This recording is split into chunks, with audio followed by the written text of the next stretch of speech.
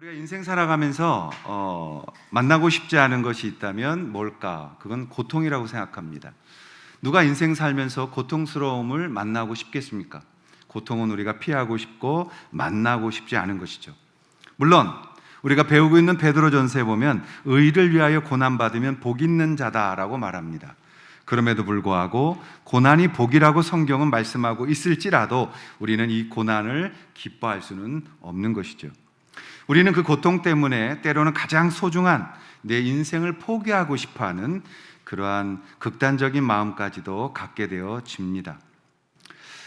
그런 것이 고통이고, 그 고통은 누구도 환영하지 않지만 그 고통은 우리 모두에게 다 예외 없이 찾아온다는 것입니다. 그럼에도 불구하고 이 고통을 맞이한 사람들 중에서 소위 주변에 성공했다라고 말하는 사람들은 이 고통을 이겨냈고 이 고통을 정복한 사람들이었다라고 말할 수가 있습니다. 그들은 이 고통을 외면하거나 비껴가거나 고통으로부터 도망치지 아니하고 그 고통을 직면하고 그 고통 속으로 들어가서 하나님의 목적을 붙들고 이 고통을 이겨낸 것입니다. 그래서 우리가 잘 인용하는 영어의 한 단어, No cross, no crown이라는 단어가 있습니다. 직역하면 십자가 없이 면류관도 없다. 고통 없는 승리, 기쁨은 없다라는 의역을 할 수가 있는 것이죠. 우리가 기억해야 됩니다. 우리는 계속해서 예수님 때문에 억울함을 당하고 있는, 고통당하고 있는 초대교회 성도들을 바라보면서 우리도 동일하게 오늘 그 시대 속, 이 시대 속에 고통이라는 것을 맞이하고 있고 고통 속에서 힘들어하고 있기 때문에 우리는 이 말씀을 배워 우리가 그들이 승리한 것처럼 우리도 승리해야 된다는 것입니다. 그럼 어떻게 하면 우리는 이 고통을 이겨낼 수 있을까요? 그리고 이 고통은 정말 나의 복이었습니다라는 이 아름다운 신앙 고백을 우리는 드릴 수가 있게 되어질까요? 오늘 그것을 나누려고 합니다. 첫 번째, 이 고통이 복이라는 사실을 맛볼 수 있는 것은 주를 위한 고난은 참 축복을 만들어내기 때문에 그렇습니다. 주를 위한 고난이 어떤 참 복을 만들어내느냐, 본문을 이제 우리가 묵상해 가겠습니다. 18절에 보면 그리스도께서도 단번에 죄를 위하여 죽으사 의인으로 불의한 자를 대신하셨으니 이는 우리를 하나님 앞으로 인도하려 하심이라. 육체로는 죽임을 당하시고 영으로는 살리심을 받으셨다라고 말합니다. 예수님은 죄가 있어 죽으신 것이 아니다. 예수님은 자기 죄 때문에 죽으신 것이 아니다. 예수님의 죽음은 목적이 있었다. 즉 예수님의 고통은 목적이 있었다라는 것입니다. 그리고 그 궁극적인 목적을 이루셨다라고 오늘 이 본문은 말씀하고 있습니다. 예수께서는 단번에 죄를 위하여 죽으셨다. 죄를 위하여, for sin이 아니라 죄 때문에라는 거죠. 죄 때문에 죽으셨다. 누구의 죄? 우리의 죄. 당신의 죄가 아닌 우리의 죄 때문에 예수님은 죽으셨다라고 말합니다. 이게 무슨 축복이 되어지느냐? 예수님의 이 죽으심을 통하여 우리는 이제 죄에서 극복하게 되어졌고 이 땅에서 다가오는 고통에 대하여 하나님의 참복을 누릴 수 있게 되어진 거다는 것입니다. 무슨 말이냐면 여러분, 축복은 어디서 오나요? 하나님은 복이십니다. 하나님은 축복의 근원이십니다. 하나님이 축복하십니다. 그래서 하나님은 축복을 주는 겁니다. 하나님은 당신이 받으면서 축복이라고 말한 적이 없어요. 하나님은 복의 근원이시고 하나님은 복을 주시는 분입니다. 아멘. 그래서 여러분들이 복을 받은 겁니다. 그러니까 복이라는 것은 주는 겁니다. 복이라는 것은 내가 받아서 내 안에 쌓는 것이 아니라 나에게 온 것을 받아서 다시 바깥으로 나가게 할 때에 그것을 복받은 자라고 말하는 겁니다. 그러면 우리가 복받은 자로서 왜 이 십자가가 축복이냐? 예수님께서 이 고통 속에서 죽으시며 우리에게 복을 주셨습니다. 죄를 용서하는 복을 주셨습니다. 그렇기 때문에 우리도 이 복을 받았는데 이 복을 받고 내보내지 아니하면 고통이 온다는 겁니다. 왜 고통이 오느냐? 하나님은 이 복을 나누라고 주셨는데 그것을 내가 혼자 끌어안고 있기 때문에 그것이 그 속에서 변질되어지는 것입니다. 그렇기 때문에 복을 밖으로 내보내는 자들이 되게 하기 위하여 우리는 이 고통이라는 이 과정을 겪게 되어진다라는 것입니다. 사랑하신 여러분, 예수님은 우리를 위하여 죽으셨다. 즉 희생하셨다. 똑같은 단어예요. 희생하셨다. 그걸 우리는 헌신이라고 말하고 또는 섬김이라고 말합니다. 예수님이 우리를 위하여 죽으시고 그 희생을 통하여 우리를 구원하시는 이 축복을 우리에게 주셨다라는 것입니다. 그래서 그분이 이 고통을 통해서 우리에게 복을 주셨던 것처럼 우리도 이 고통을 통하여 또 다른 사람의 복을 주도록 주께서 우리를 고통 가운데 맛을 보게 하신다라는 것입니다. 하나님 우리를 축복하셨습니다. 그럼 우리가 이 받은 축복을 또 다른 사람에게 돌려주어야 되는 거예요. 근데 그게 안 될 때 고통이 되는 겁니다. 우리 이 땅에서 모든 고통은 다 그것 때문에 오는 겁니다. 하나님은 우리가 고통을 당하게 하시고 그 고통 속에서 하나님은 밖으로 우리가 축복하기를 원하고 계신 겁니다. 그게 18절에 나타나는 예수님의 죽으신 목적이라고 성경은 말씀하고 있습니다. 여러분, 우리가 고난을 받습니다. 고통을 받습니다. 그때 나는 왜 이래? 내 팔자는 왜 이래? 나는 안 돼. 나는 재수가 없어. 나는 망할 사람이야. 라는 그 무너짐은 사탄이 주는 것입니다. 하나님은 우리에게 고통 주실 때 이 고통을 통하여 당신을 바라보게 하십니다. 그리고 이 고통의 의미가 무엇인지를 우리에게 알게 하시는 겁니다. 그래서 고통에는 다 뜻이 있는 겁니다. 고통에 뜻이 없는 것은 크리스찬들에게 없습니다. 크리스찬들, 기독교인들, 하나님의 백성들이 당하는 고통은 전부 다 하나님의 목적이 있으며 뜻이 있다는 겁니다. 그래서 베드로는 말했어요. 3장 14절에 그들이 두려워하는 것 두려워하지 말고 그들이 근심하는 것 근심하지 말아라. 이 말이 무슨 뜻이에요? 세상 사람들이 두려워하는 것 너희들은 두려워하지 마. 세상 사람들이 근심하는 것 너희들은 근심하지 마. 왜? 그것은 하나님의 복이 아니기 때문이에요. 하나님의 복을 우리는 받은 자로서 근심하거나 두려워하는 것이 아니라 그 축복을 다른 사람에게 나누어 주는 것입니다. 우리의 섬김은 바로 예수께서 당신을 주셨던 그 고통을 통해서 왔다는 사실을 우리는 기억해야 되는 것입니다. 여러분, 우리도 고통받습니다. 고통 없는 사람이 아무도 없어요. 근데 이 고통이 올 때 우리 그리스도인들이 할 수 있는 가장 중요한 것은 하나님 앞으로 나가는 것입니다. 하나님 왜 내게 이 고통을 주셨습니까? 그리고 하나님과 대화하기 시작하는 겁니다. 하나님을 도망치면 안 돼요. 하나님 앞에서 물러서면 안 돼요. 여러분, 하나님 목적 가지고 여러분에게 이것을 준 거예요. 그래서 오늘 베드로는 의를 위하여 고난받으면 복이 있는 자다. 내가 잘못한 건 내가 해결해야 되는 거죠. 그런데 그 속도 내가 할 수 없기 때문에 주님 앞에 나와서 주님, 제가 잘못했지만 주님이 도와주십시오라는 그 고통의 부르심, 고통의 축복, 그리고 주님께로 나오게 하는 것을 우리는 받을 수가 있어야 한다는 것입니다. 여러분, 가장 힘들 때 주님과 소통하십시오. 그게 고통이 복이 되는 비결입니다. 세상 사람들은 다 그때 포기하고 절망 속에서 무기력해져요. 그러나 우리는 하나님의 초대하심을 받는 거예요. 그래서 여러분, 고통받을 때 사랑하는 우리 가장 되시는 남자 여러분, 남성 여러분, 우리 가운데 고통할 때에 우린 이 고통을 내가 받지 말고 오히려 이 고통을 통한 축복을 가족들에게 하실 수 있어야 돼요.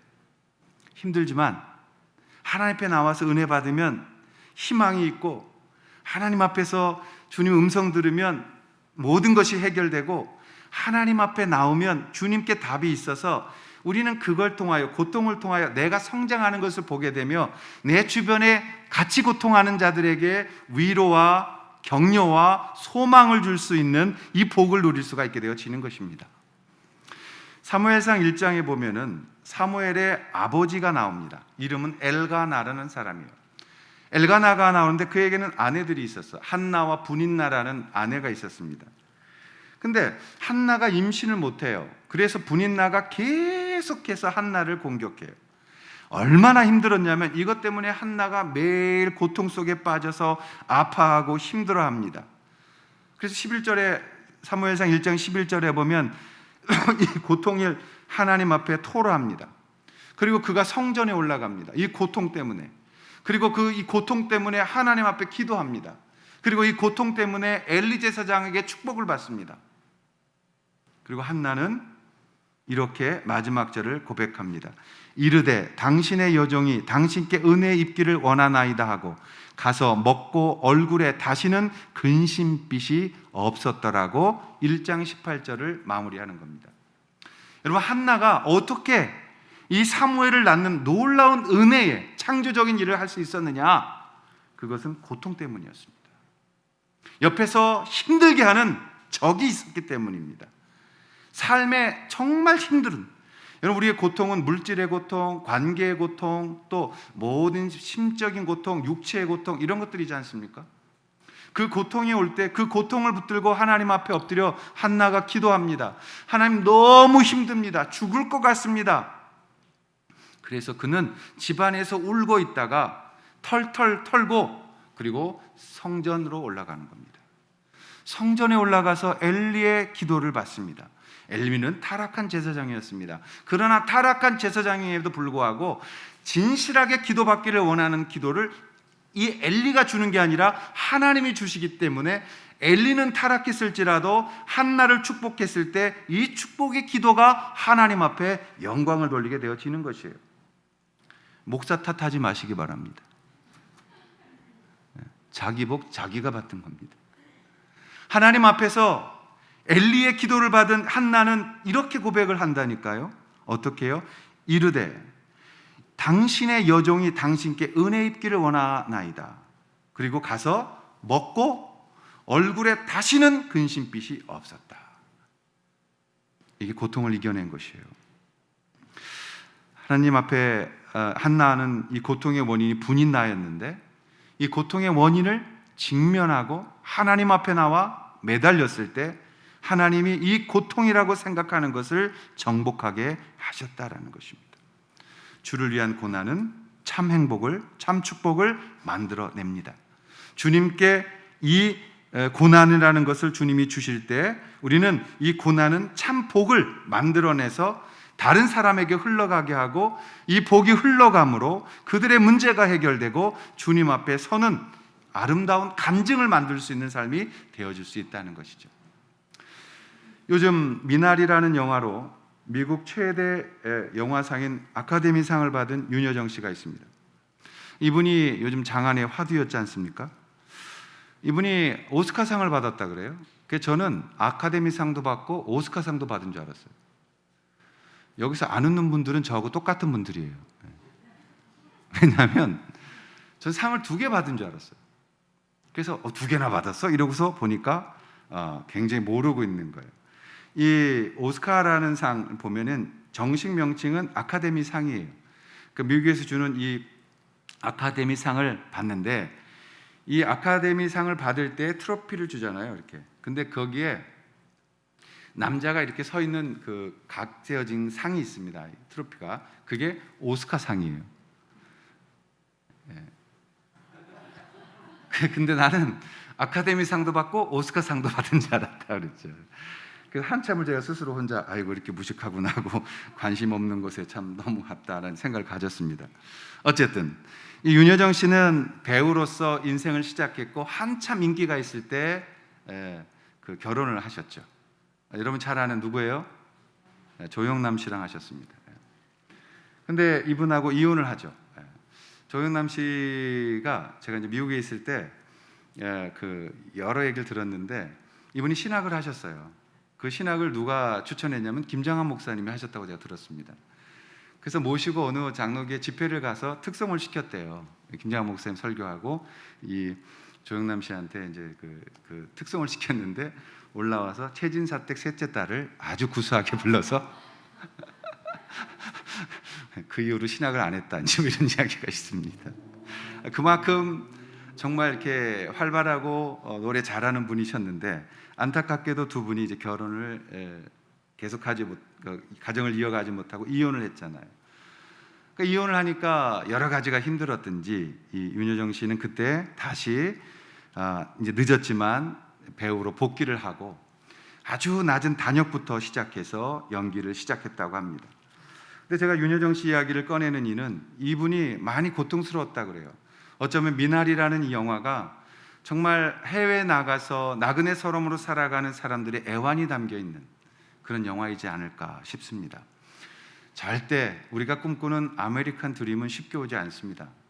제가 워싱턴 지구촌 교회에서 섬기고 있었을 때 그분들 보면 아침 6시에 출근해서 그로서리로 가요. 그 빵도 하나 들고 운전하면서 먹고, 그리고 그로서리 가서 하루에 8시쯤 돼서 돌아오는 거예요. 그러니까 14시간 정도를 하루에 일을 하고 집에 오면 완전히 파김치가 돼서 쓰러지는, 그게 그런 삶이에요. 또 DC 쪽에서는 워낙 총 든 사람들이 많고 강도가 많으니까 남편은 아예 총을 차고서 캐셔를 해요. 이렇게 살벌하게 살아가는 삶을 살아가는 겁니다. 그분들이 IMF 때 달러 보낸 거 아니에요? 저는 우리나라 민족을 생각할수록 하나님의 나라다 생각이 들어요. 이렇게 민족을 사랑하는 나라가 많지 않습니다. 그렇게 사셨기 때문에 너무너무 힘들었을 거예요. 그분이 너무 힘들었고 이제 유명해지고 먹고 살만했을 때 그분이 이번에 인터뷰 가운데서 얼마나 많은 어록을 남겼습니까? 그분은 그 고통 속에서 가장 힘든 인생을 살아본 사람이라고 했어요. 내가 얼마나 힘들었는지 말로 할 수 없다고도 이야기했어요. 그래서 인터뷰 가운데 어떻게 연기를 그렇게 잘합니까? 라고 말했을 때 윤여정 씨는 이렇게 얘기했습니다. 배고프면 진정한 연기가 나옵니다. 저는 이거 100% 공감합니다. 배고프면 진정한 연기가 나옵니다. 또 이분은 자기 자신을 도전하는 것에 들였다고 그랬어요. 내 한 번뿐인 인생, 내가 이 고통 속에 절망하고서 엎드려 있지 않고 나 다시 한번 일어나서 도전해 보겠다는 도전의 인생을 살았다고 그랬어요. 이렇게 썼습니다. 세상은 서러움 그 자체이고 인생은 불공평합니다. 그런데 그 서러움은 내가 극복해야 하는 것 같아.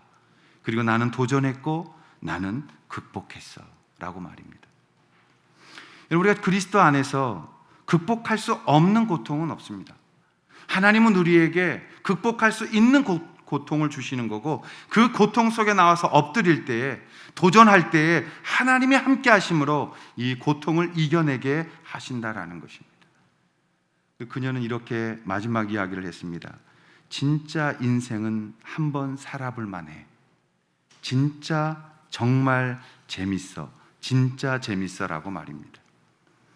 우리에게 가장 무서운 적은 무엇입니까? 고통 앞에서 무너지는 것입니다. 고통을 인간적인 불신자적으로 받는 거예요. 베드로는 말했습니다. 세상이 두려워하는 것 너희들 두려워하지 말고 세상이 근심하는 것 가지고 근심하지 말라. 여러분, 우리가 영적으로 승리하는 것이 곧 육적으로 승리하는 것의 시작인데 우리는 영적으로 먼저 무너져 버리기 때문에 아무것도 할 수 없는 무기력함에 빠지게 되어지는 것입니다. 아니, 당장 눈앞에 아무것도 할 수 없을 것처럼 보일 거예요. 그럼 그때 뭘 해야 되나요? 여기 오셔서 엎드리셔야 돼요. 믿음은 공짜가 아닙니다. 하나님의 은혜로 우리가 구원받았지만 그 믿음의 은혜를 지켜나가며 은혜를 은혜답게 만들어가는 것은 우리의 삶의 결단이며 주님의 은혜 안에 거하는 신앙의 고백이 필요한 것입니다. 여러분, 저도 가장 힘들 때는 의자에 앉아서 기도하지 않았어요. 강대상에 올라와서 눈물바가지 쏟았고 저 십자가 붙들고 얼마나 울었는지 몰라요. 가장 힘들 때는 이 의자 바닥에 내려와서 무슬림처럼 그렇게 엎드려서 쪼아려 기도했어요. 하나님 앞에서 하나님 제 인생을 주님 앞에 드릴 때 제가 어떻게 해야 되는지 말씀해 달라고 그 시간들을 보내는 거예요.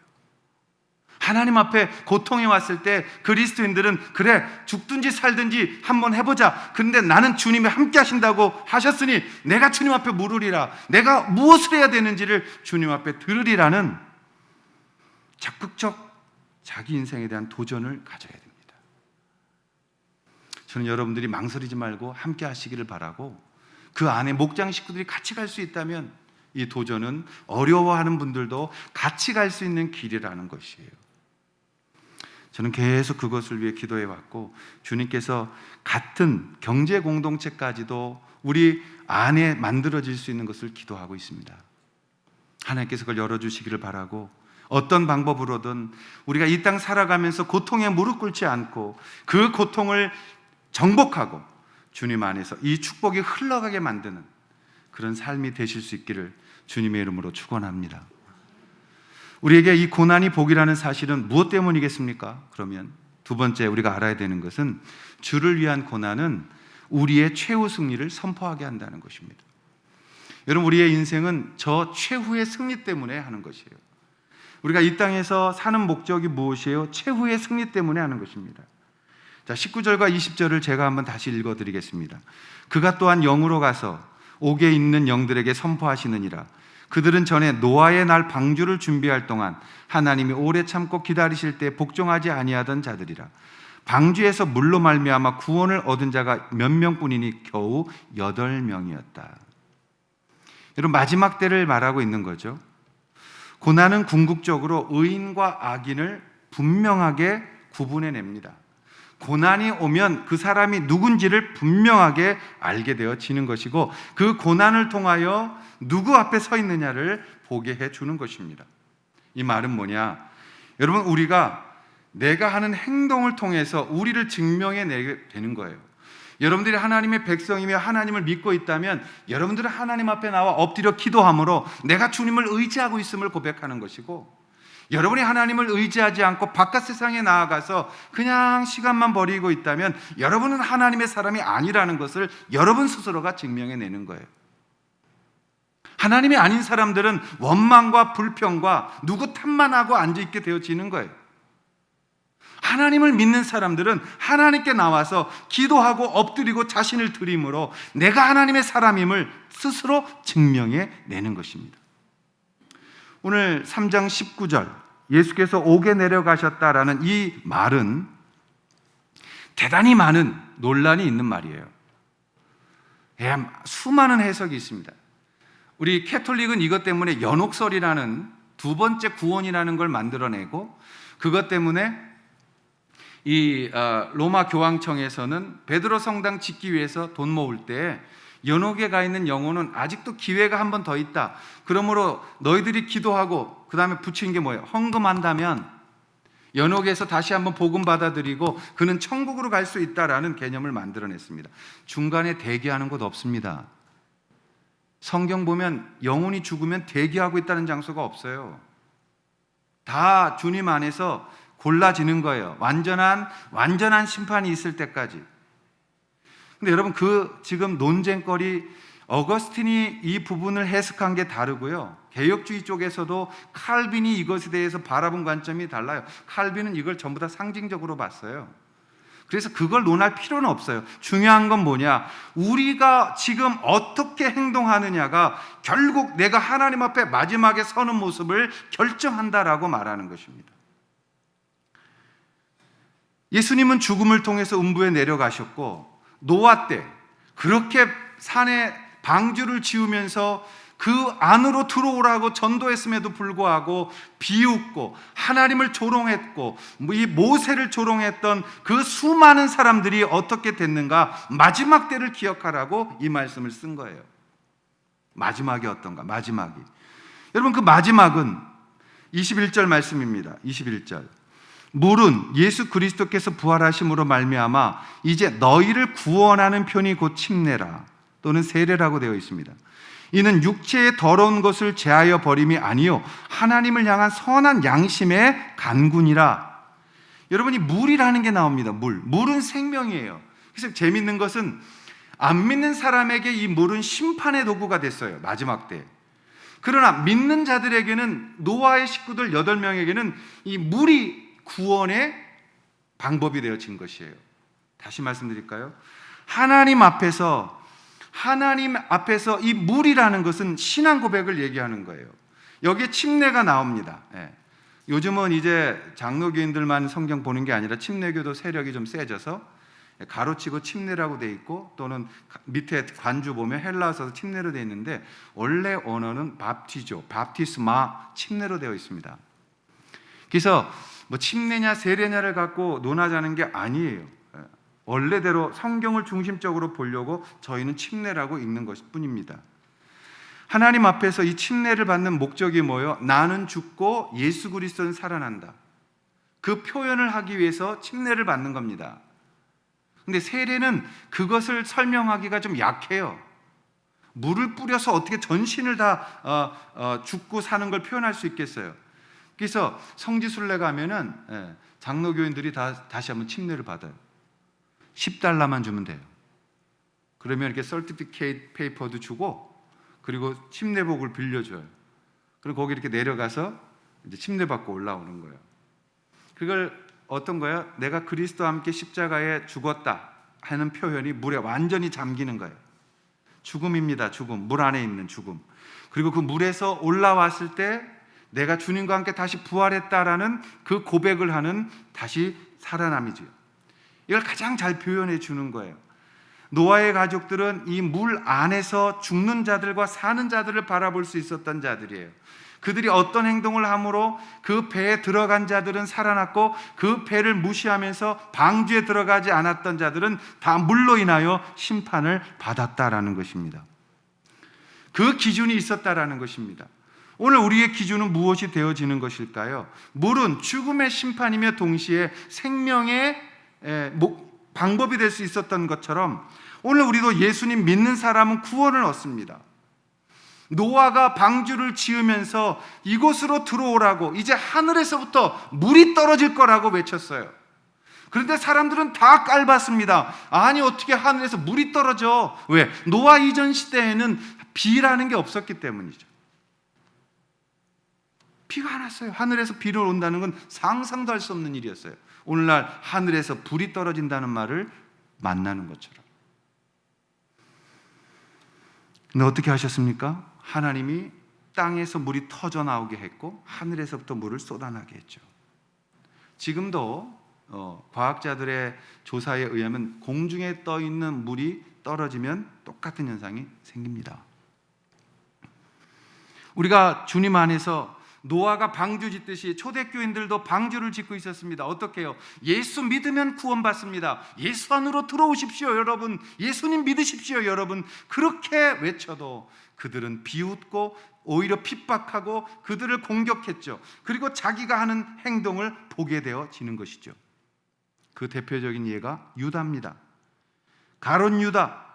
가룟 유다는 예수님께 많은 사람들이 돌을 던지고 그런 일 할 때에 예수님 나중에 은 30에 팔아 넘겨버립니다. 은 30에 팔고서야 유다는 자기가 지금 무슨 짓을 한 짓을 알았어요. 그런데 하나님께서는 유다가 그걸 하게 허용해 버리셨어요. 그게 무서운 거예요. 유다는 예수님을 은 30에 팔고 나서 어떻게 해야 됐어요? 이게 잘못됐다는 걸 알았잖아요. 예수님을 내가 팔았다. 이런 일을 어떻게 할 수 있는가? 자기가 두려웠죠. 그때 뭐 해야 됐어요?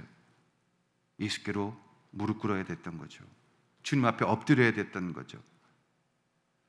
이 주님 앞에 서게 되는 최후의 심판을 그가 기억해야 됐던 거죠. 그런데 그는 자기 자신의 죄를 자기 자신이 갚겠다고 목을 메어 죽어버렸습니다. 가룟 유다는 자살했기 때문에 지옥 간 게 아니고 예수를 안 믿었기 때문에 지옥 간 겁니다. 오늘날 우리도 동일하게 이 핍박을 받고 있습니다.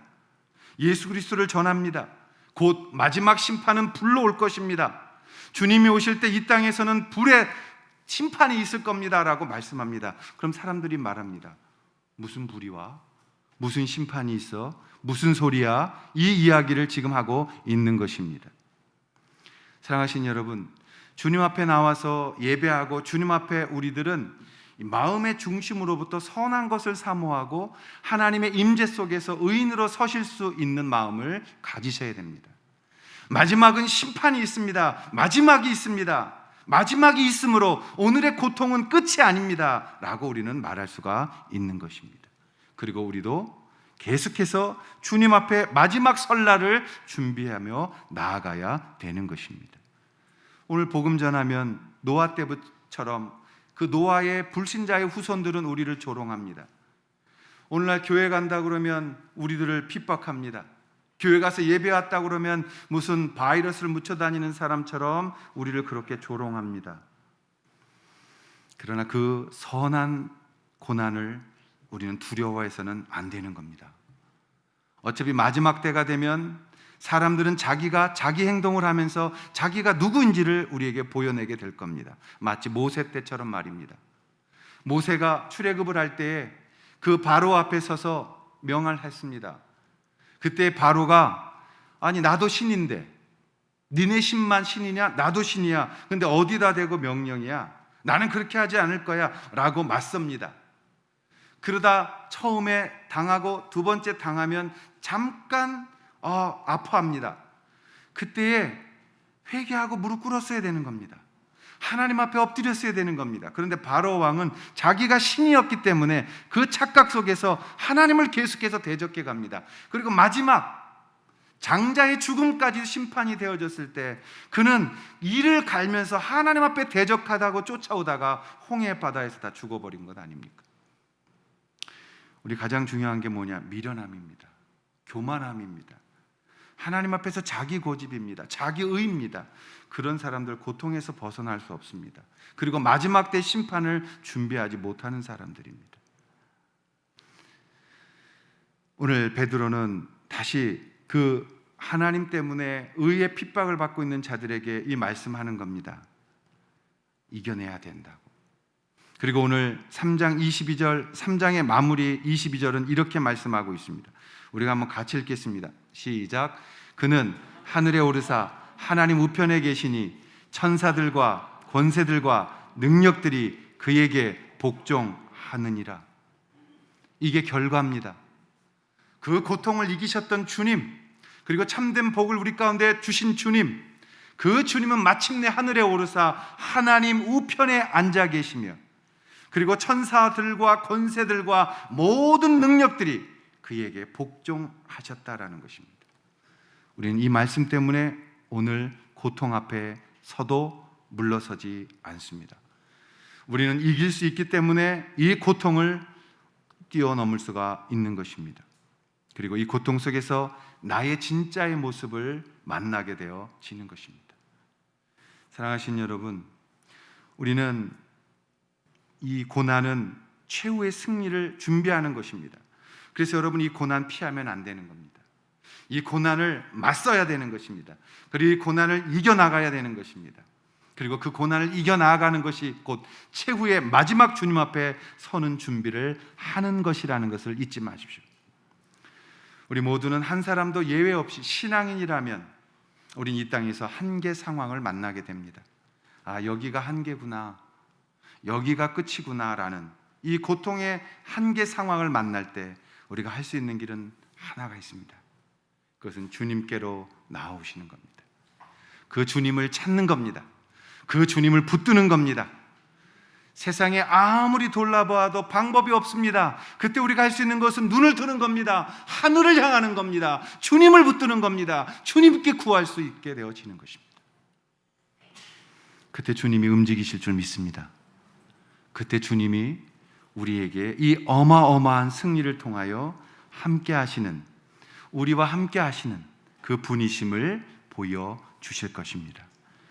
여러분, 힘들 때, 고통의 때 그 고통 비껴가지 마시고 하나님 앞에서 믿음 붙들고 엎드리십시오.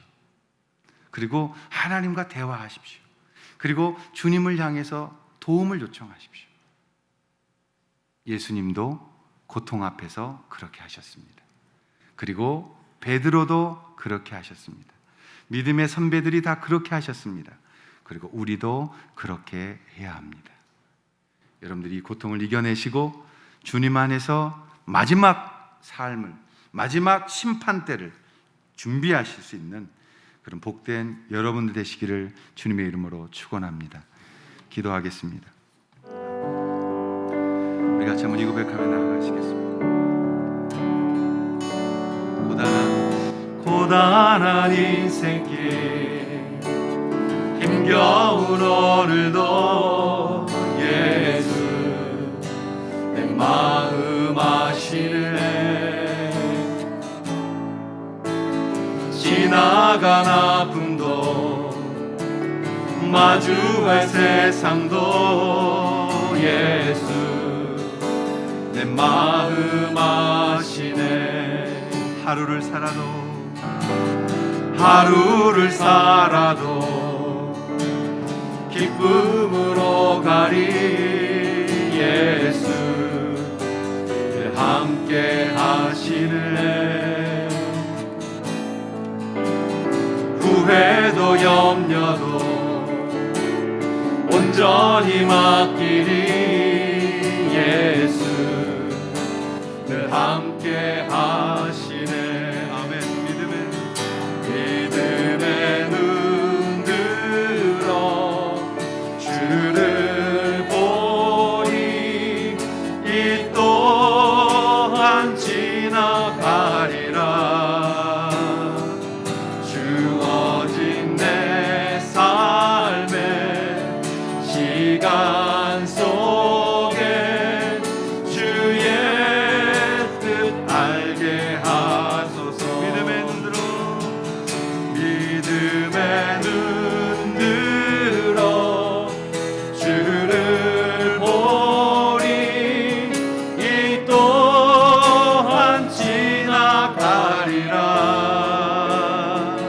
주어진 내 삶의 시간 속에 주의 뜻 알게 하소서. 성부와 성자와 성령의 이름으로 간절히 축복하며 기도하옵나이다. 아멘.